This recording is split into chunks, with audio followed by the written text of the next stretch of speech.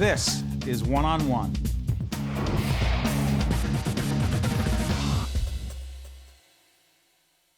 There she is. She's Drita from Mob Wives, the hit show on VH1. Everybody wanted her, at least in my family. My wife Jennifer and I said, we want Drita, and now we got her. How you doing? Thank you. Good. Tell your wife I said hi. Yeah, well, she's here in the studio right now watching you. No, I'll admit it, she's here. That's awesome. She came to Lincoln Center because she wanted to see you with her crazy friend Christy because they love the show. Did you ever think it would be, I didn't mean officially crazy, Christy, but how popular, did you ever think it would be this popular? I did. I'm not going to say no, only because I felt like it was never done before. And I think when something has never been done, it's so much more interesting. This was like taken out of, reality world into a world everyone's familiar with all over the world.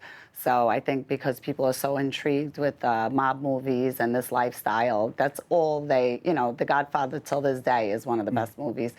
I just feel like going in the real homes and the kitchen to see the wife and children on how they truly live was going to be a big deal. It's interesting because we are not here to glorify nor... No, and I don't think the show glorifies because you have these two wonderful daughters. Yes. And your husband spent some time... Yes, a lot. ...away from the family. Yes. And there are others. Every one of the women in the show has some connection to someone in their family who has done time. Let's just say that. And the show is about not really those men so much. No. But about the women in their lives and the children in their lives and the impact on family, no? Yeah, I mean, I think everyone that was asking, how can you do this show, blah, blah, blah, they always said, how does it make sense? Well, for one, it is because we're talking about ourselves. I do see a lot of young kids that, they think it's cool, that lifestyle, and they want to be like, they just want to be someone that they shouldn't want to be. And I feel like when this show airs, I would like the younger generation to look at it and be like, wow, like we don't see this because movies do glorify this lifestyle. And this show is showing half the women distraught, crying, really bad things. Like every time I talk about my kids, I'd cry. My kids went through a lot. It's not something to talk. It's not a good thing. And when you're young and you don't know any better and you go into, everyone has been young and they're in love and they don't get it. If I knew what I knew now, to hurt my kids the way, because of my husband's choices, it changed him as a person, thank God. But hopefully it'll change millions of people because I know people in prison watch the show. I know this for a fact. You do know that. And when they watch the show, it has affected them to see my daughter cry about the father. I don't think they really realized what they've done to their families until they watched it. Your daughters are how old? 13 and 6. Your youngest daughter, there was a period of time, I'm trying to remember this, she didn't see her dad for a really long time. And she didn't even know who he was. It was awful. And you know what? I used to tell, the producers, can you not bring up my daughters because it makes me cry? And they would be like, Drita, that's why we love this show, because of the realness in it. It's just so real. And my oldest daughter actually went through the worst, the hardest time, because she had her father, and then he was gone. She had her dad, and then he was gone. She just... Because he went away twice. Right. And she was so in love with him, and then she didn't understand, where is he again? There's just so many women that are divorced, and there's so many women that have husbands, doesn't mean prison, that are away. Maybe they're, in war or whatever it is. They're hurting, and they're missing a loved one, and their children are missing a loved one. So too many people can relate. It's so funny. It is a reality show, and the show is created by Renee's sister, Jennifer. Yes. One of the characters, not characters, she's a person, as Renee. She's the shy one. I'm joking. That's I'm so joking. Funny because you just shocked me. I got you. You got me. I got you. And Method Man's coming in.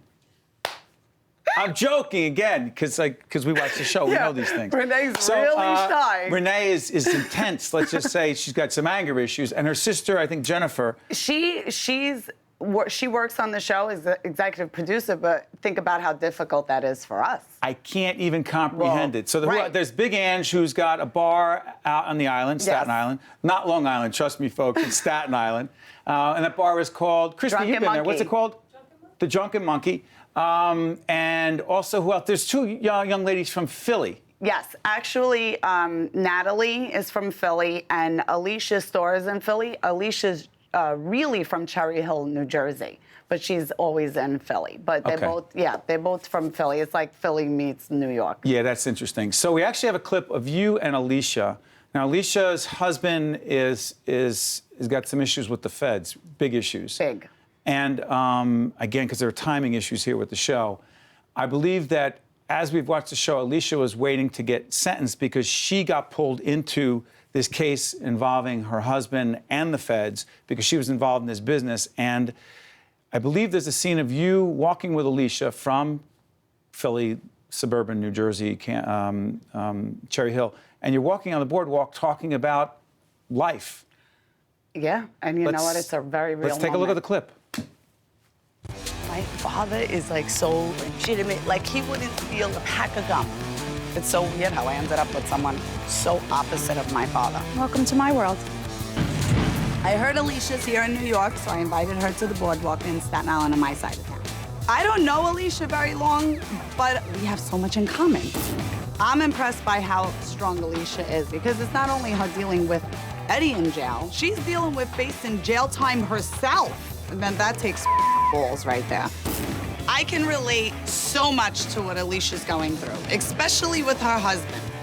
He was leading a double life, and the shock is not easy to deal with. I just think it's unfair, period, what's happening to her. She's not a gangster, she ain't part of no nothing. She's a wife with kids, that's it. Wow. I can't believe that she's still facing jail She has time. not been sentenced, yes, No. as we do this program. Right. She has two boys? Three boys. Three boys. I know. You know, when I watch the show and she does scenes, because what people don't realize is we do watch the show with everyone else. So it's the first time I've seen it. Well, also. back up, Drita.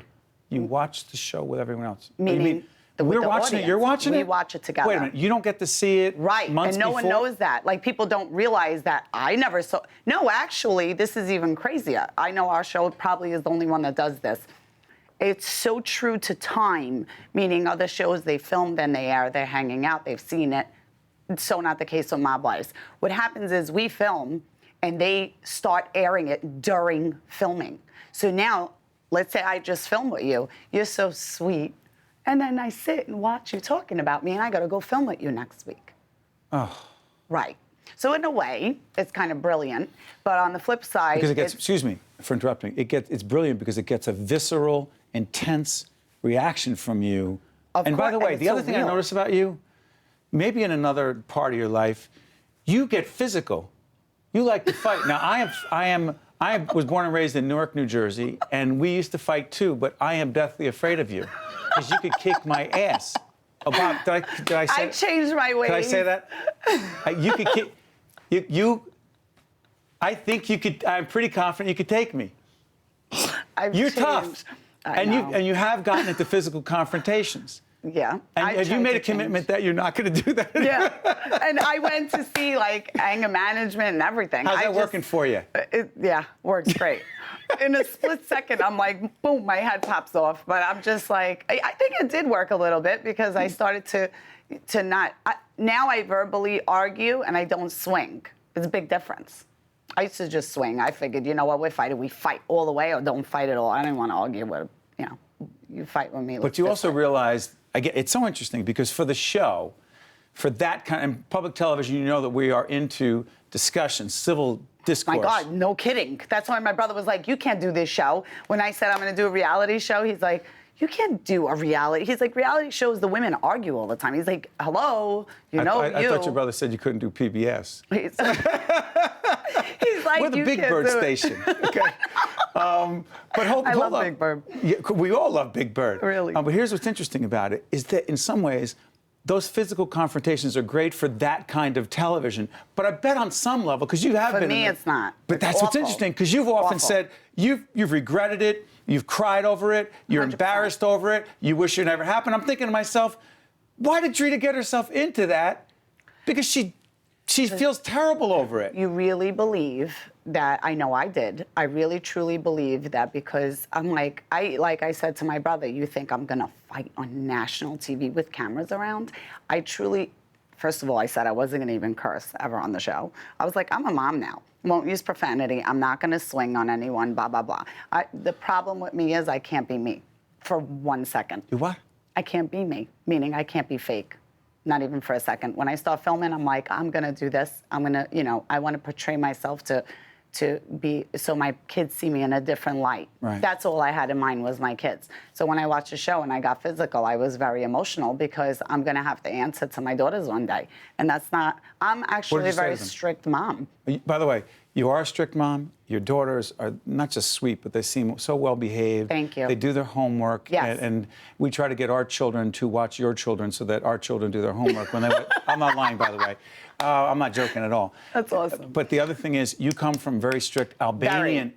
People are like, oh, Drita's Italian. I know. I'm like, no, she's not. No. Albanian. Your father was very strict. You played soccer as a little girl, and they were not overwhelmed that you were marrying into an Italian, let's just say a different culture that they were not enamored with. It actually was not that. My father actually speaks beautiful, fluent Italian, has lived in Italy for a very long time. My mom, too. They speak beautiful Italian. Was it the lifestyle? It was the lifestyle.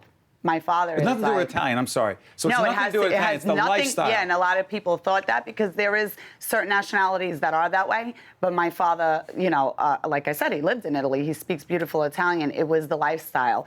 And he, you know, my brother went to college. My father was a college coach. He was like, what Soccer. are you doing? Yes, what are you doing? What choice are you making here? What'd you say to him? Love? You know what? Yeah, you think you know everything when you're young, and that's what a moron you are when you're young, really, when you think about it. But you're staying in.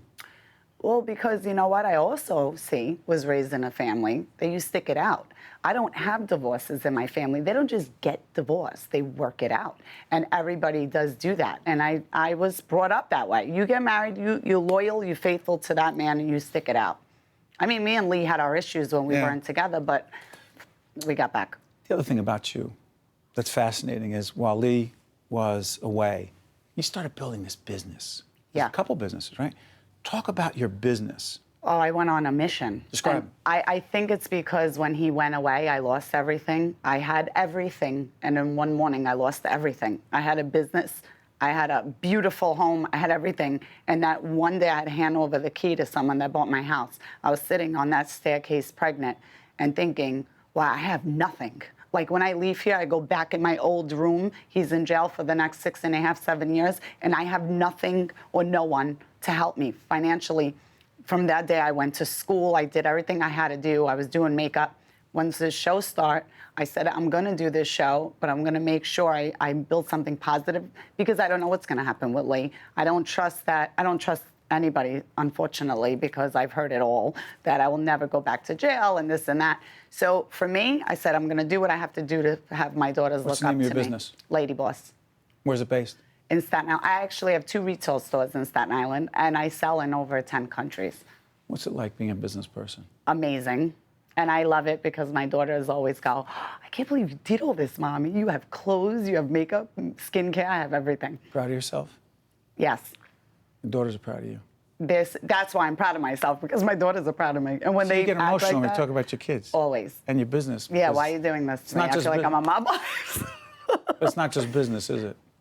No, it's everything, because it means a lot to me that my daughters are proud of me. Yeah. Listen, I want to thank you for coming in. No, I want to thank you for having me. We appreciate it. You know, it's funny, we can appreciate the show and because it's entertaining. And I know some people are turned off because Italians are looked at in a certain way, but as an Italian-American, I have my own views of that because the other side is it's real life, and I see your children, your daughters, and I see the way you are as a mom, and I say this to my wife, Jennifer, all the time. Most of all, as a parent, I'm just proud of the way you are as a parent, and your husband's doing the best he can. And most of all, we wish your daughters nothing but the best because thank you. they're going to be okay because of the way you are. Thank you. Oh, my God, you're going to make me cry. What am I, Oprah? Listen, all the best. Thank you. Thank you. One-on-One with Steve Adubato has been a production of the Caucus Educational Corporation, celebrating 25 years of broadcast excellence in partnership with St. Joseph's Healthcare System. This special edition of One-on-One with Steve Adubato is brought to you from the Tisch WNET studios at Lincoln Center. Funding has been provided by Barnabas Health, St. Peter's University, United Water, Qualcare Inc., New Jersey's Credit Unions, Johnson & Johnson, and by the law firm of Gibbons, P.C. Transportation provided by Airbrook Limousine, serving the metropolitan New York, New Jersey area.